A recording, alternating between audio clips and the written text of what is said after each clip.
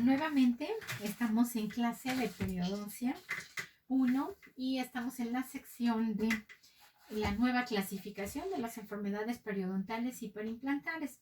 Y ahora nos va a tocar el rubro, el bloque 2, que es exclusivamente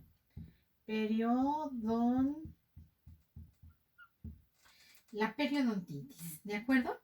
Bueno, recuerden que normalmente el paciente que tiene periodontitis existe una alta prevalencia en las personas de mayores de 65 años. Normalmente entre el 60 y el 65% es que van a tener periodontitis. Estamos hablando de una prevalencia alta. Y bueno, es nuestra obligación identificar al paciente con riesgo y también es importante desde un principio. ¿Se acuerdan el rubro pasado de la clase? Que fue, periodonto sano o factores gingivales, que es prevenir la gingivitis para que más adelante no vaya a cambiarse o bueno, a convertirse en una periodontitis. Y bueno, es hacer prevención, o sea, el diagnóstico oportuno y precoz.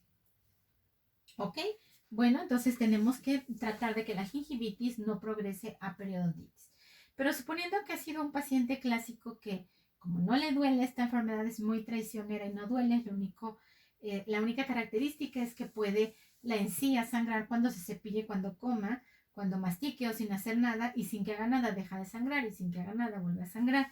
Esa sería pues prácticamente la única característica.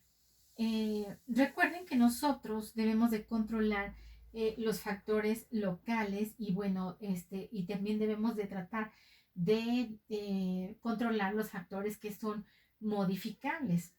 Vamos a minimizar la inflamación, estabilizar la inserción del hueso, porque si el paciente sigue perdiendo hueso y sigue perdiendo hueso, pues va a terminar perdiendo los dientes, los dientes. Vamos a prevenir que siga progresando esta enfermedad. Y bueno, hay factores que nos van a complicar precisamente esta interpretación que acabamos de decir. Hay pacientes que tienen dientes sanos, pero con restauraciones defectuosas, o no nos sirven estos órganos dentarios para restaurar, o sea, como dientes pilares, ya sea de prótesis fija, de prótesis removible. Entonces, porque a lo mejor nada más hay un diente en una arcada y ese diente solito pues ya no nos va a servir para nada, al contrario, nos va a interferir. También tenemos que ver, hasta a lo mejor hay caries muy extendida en ese órgano dentario y no por enfermedad periodontal. Recuerden que la caries es otra enfermedad que está dando en boca. Entonces, bueno, es una caries que está demasiado extensa y entonces tampoco ese órgano dentario nos puede servir o no se puede recuperar la salud porque a lo mejor tiene un tratamiento necesita un tratamiento pulpar y el paciente no puede llevar a cabo ese tratamiento pulpar por condiciones económicas. Tenemos que cuidar la función y la estética precisamente de los órganos dentarios. Un paciente con periodontitis, es importante recordarles que siempre será un paciente con periodontitis. O sea, ¿qué significa? Qué bueno que necesita tratamiento de por vida. Si este paciente tuvo un tratamiento de terapia exitosa, o sea, más adelante tendrá que estar asistiendo a citas de mantenimiento de por vida para que realmente su salud siga en éxito, o sea, se siga conservando la salud. El ejemplo comparativo es, quien tiene diabetes nunca se le va a quitar, siempre va a tener diabetes hasta el día en que se muera. O quien tiene hipertensión nunca se le va a quitar, o sea, va a ser un paciente hipertenso todo el tiempo. Pero hay que aprender a controlar esa enfermedad, por ejemplo, la diabetes, para que no pase por periodos de exacerbación, sino quede en periodos de remisión. Lo mismo es la periodontitis. O sea, probablemente no tenga nada que ver con la hipertensión o con la diabetes, pero el ejemplo es que un paciente que tiene periodontitis siempre va a ser considerado como que tiene periodontitis o es altamente riesgoso a volver a tener periodontitis, y debemos nosotros de enseñar, y después de que nosotros, bueno, mejor dicho, aprendemos, y después de que aprendemos le tenemos que enseñar al paciente que tiene que aprender a controlar su periodontitis, y vuelvo a insistir, a venir a citas de mantenimiento. El paciente que que ya tuvo periodontitis y que logró la estabilidad con relación a enfermedad periodontal y cursó un tratamiento exitoso, quiere decir que también si tenía factores sistémicos que estaban interfiriendo con la enfermedad, logró precisamente controlar estos factores. Ahora, se va a dividir en dos grandes rubros cuando el paciente ya tuvo periodontitis, o sea, ya la tuvo. Y bueno, el primero va a ser el paciente que es estable y el paciente que va a ser no estable, ¿ok? Y bueno, con relación al paciente estable, sabemos que normalmente el sangrado al sondeo no debe de existir o tiene que ser mínimo, tiene que haber una reducción de profundidad en el momento de sondear, ausencia de destrucción progresiva. También tiene que tener una buena respuesta al tratamiento periodontal. Este es un paciente que definitivamente está logrando la estabilidad. Y bueno, si remite la periodontitis, es fácil que la salud se instale nuevamente. Esto es en el paciente estable. Así podemos considerar con estas características a un paciente estable. Ahora vamos a analizar las características de un paciente que no es estable.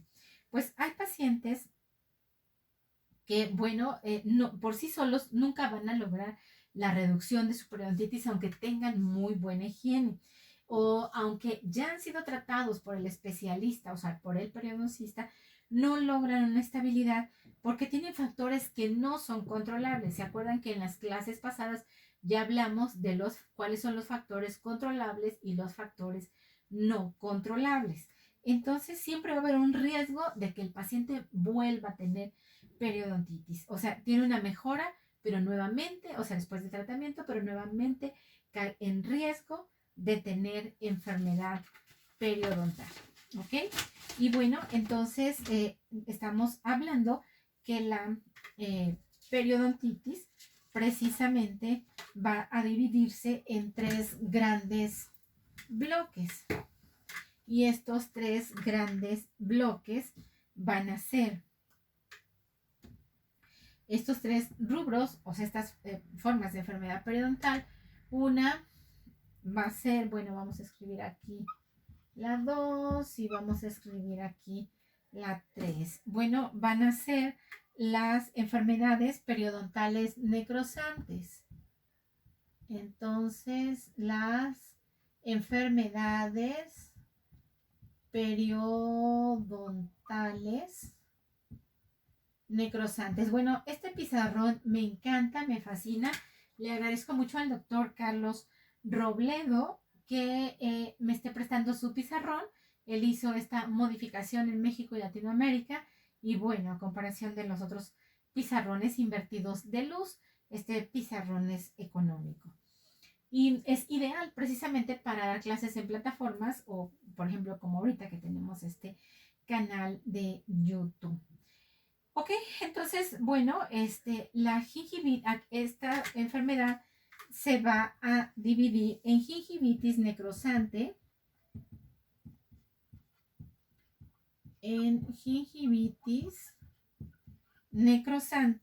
y también se va a dividir en periodontitis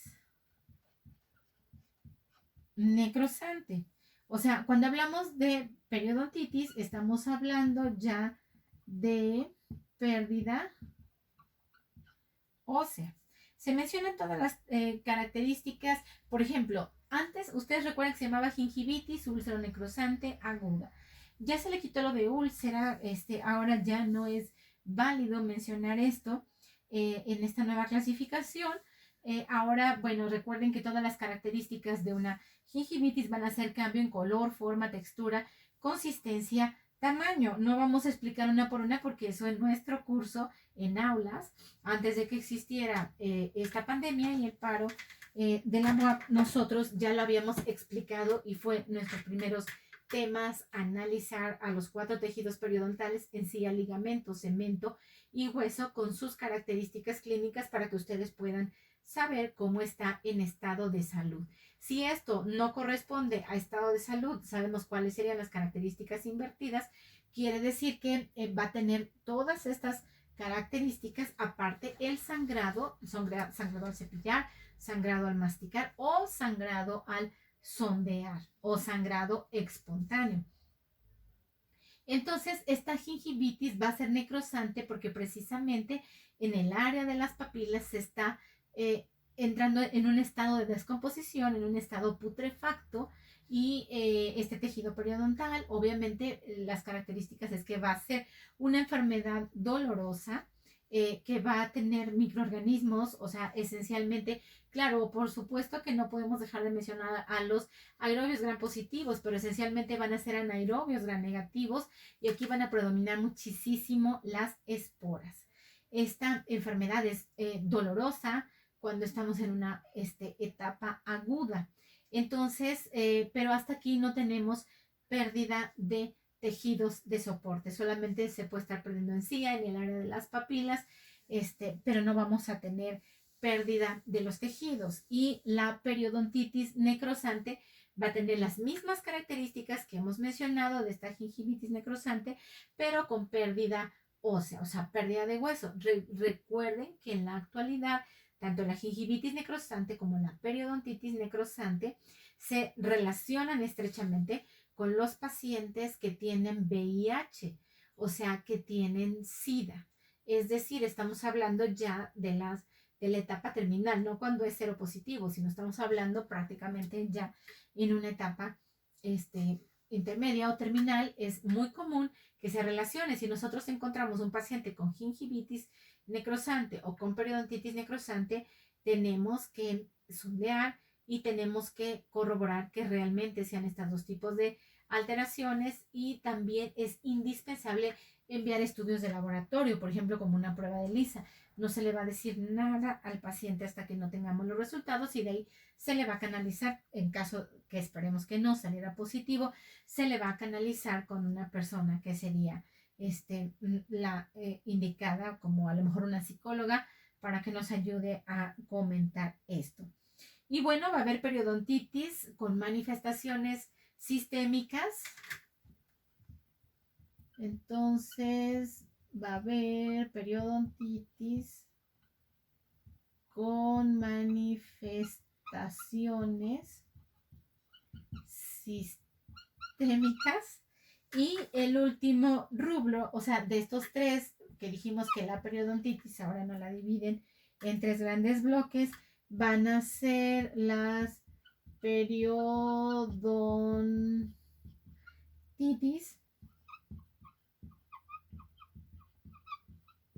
Las periodontitis globales, ¿ok?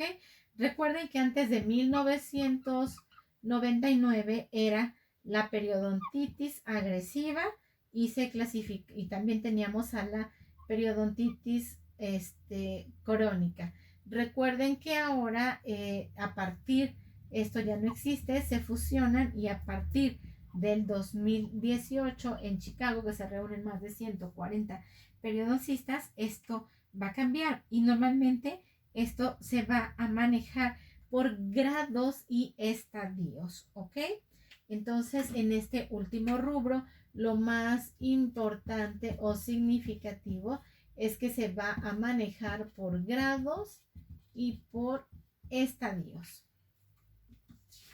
Hasta aquí, bueno, yo espero que vayamos nosotros lo mejor posible. Y vamos a empezar ahora a describir los grados precisamente y los estadios, ¿de acuerdo?